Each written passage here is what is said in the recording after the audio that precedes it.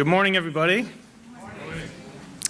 I want to thank David and Devlin for having me too. I am Mike Murphy. I am Chief of Staff at the Committee for a Responsible Federal Budget, which aside from being a mouthful has unfortunately become a punchline in Washington these days, given our fiscal state of affairs. But I'm really honored to be here, and I'm happy to lend our thoughts and perspective on this. You know, David and Devlin asked if we'd be willing, from the Committee for Responsible Federal Budget, to give our take on what a strategy for healthy self-governance might mean. We've been convening many different stakeholders within our organization and leadership and others to kind of wrestle with this question, and believe we might bring a little bit of a different perspective to this conversation.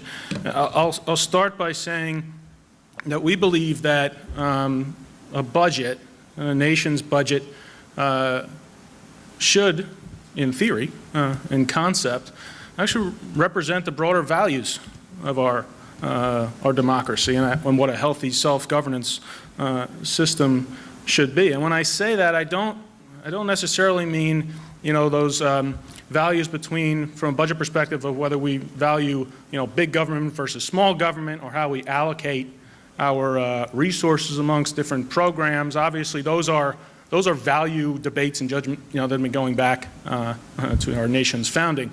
What I mean by that is that we believe there's some inherent values in theory within a nation's budget, or how we should be approaching a nation's budget, that would have broad agreement, right, across political perspectives.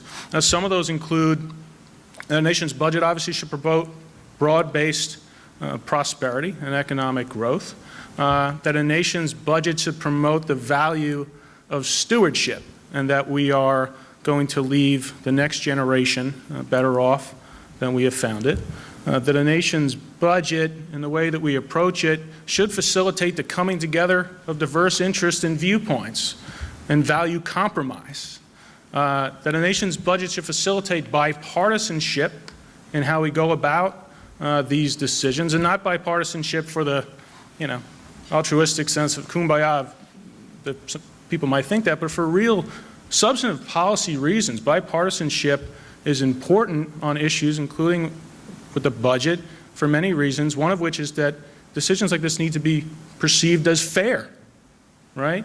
Bipartisanship is important so that whatever solutions we're thinking about for the budget and other issues are lasting.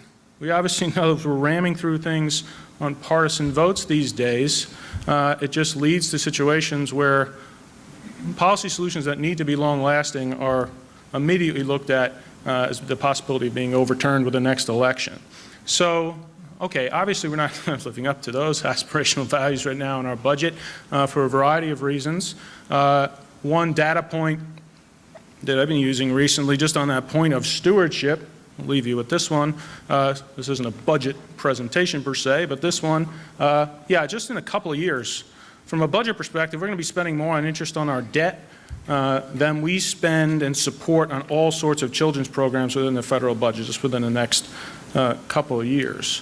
So again, we believe that budgeting is an insightful way to look at what it might mean for a healthy self-government system.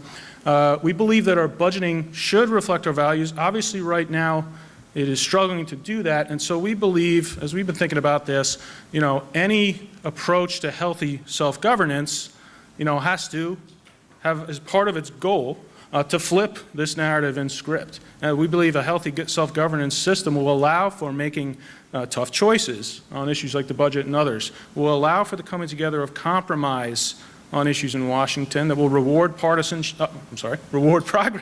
over making partisanship, and will be able to focus on the long term and not the short term mindset that we have today. Okay, great. I think most might be with me so far. Now, how do you approach this from a strategic standpoint? We believe, and I think it's actually an important point that we've been touching on a little bit throughout the presentations. Any national strategy first has to have the public with you, right?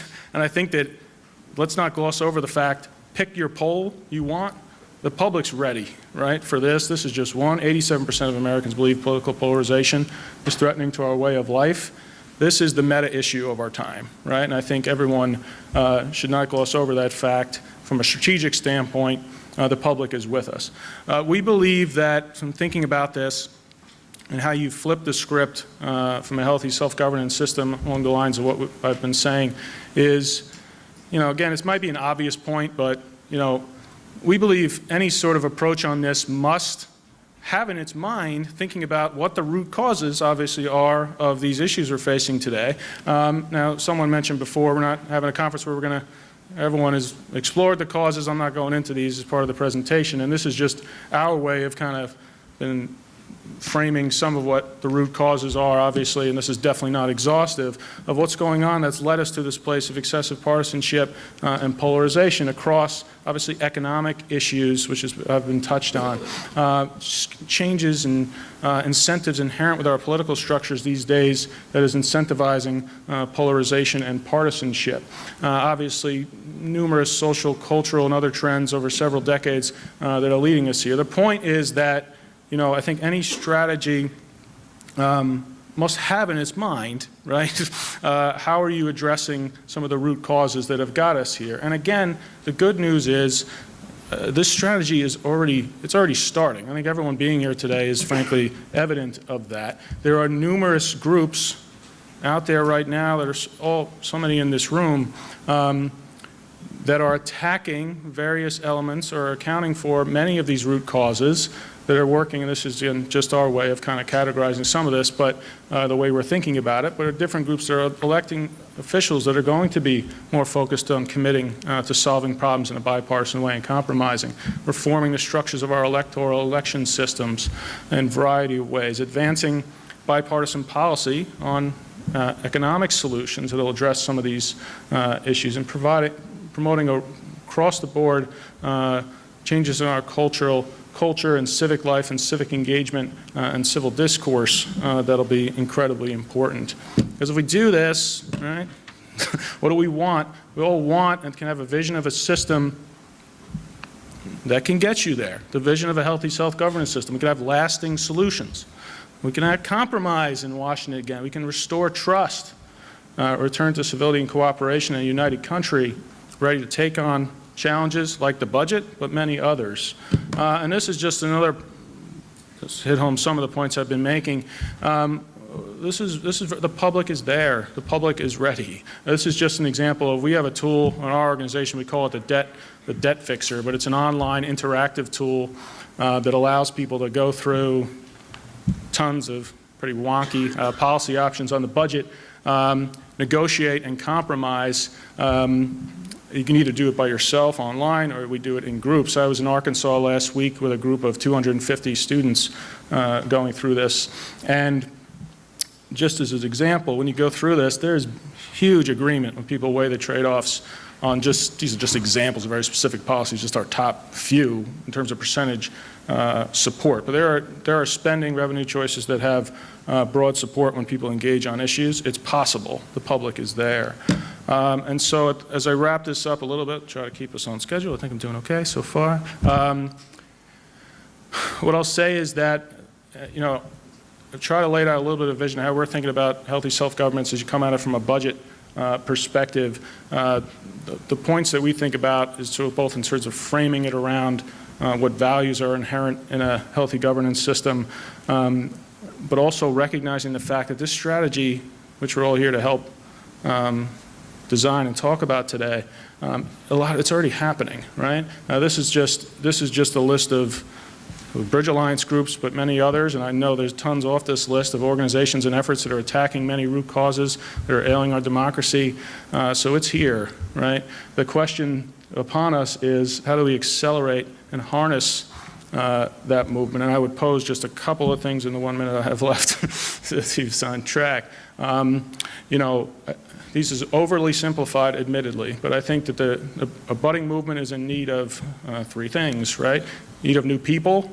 We need more people, grassroots and grasstops influencers that are aware of this movement. It remains relatively, from a resource perspective against competitors, remains relatively unaware broadly. We need new people, right?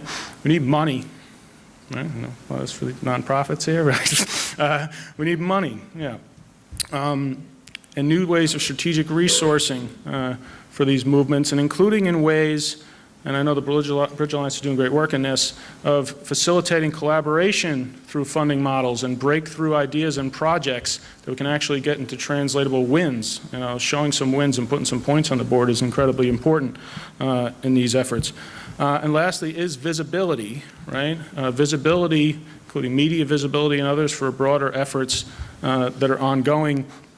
And one last thought I'll leave you with that is, you know, and this has been touched on by some of the other presenters, oh, I'm over time, I'm going to be done in a second, is that we have to take this national message locally, all right, to get some visibility. From a fiscal reform standpoint, one of the things that's was successful at us at generating local attention on fiscal reform issues at the national level was getting out there, talking to countless Rotaries, civic clubs, and others on a public education and engagement effort. So I would propose that for visibility's sake, the coming together of people to promote broad-based public education and engagement on these issues in a coordinated way is something I would posit for consideration. So I thank everybody. I hope I've added some value to the discussion and look forward to the rest of today.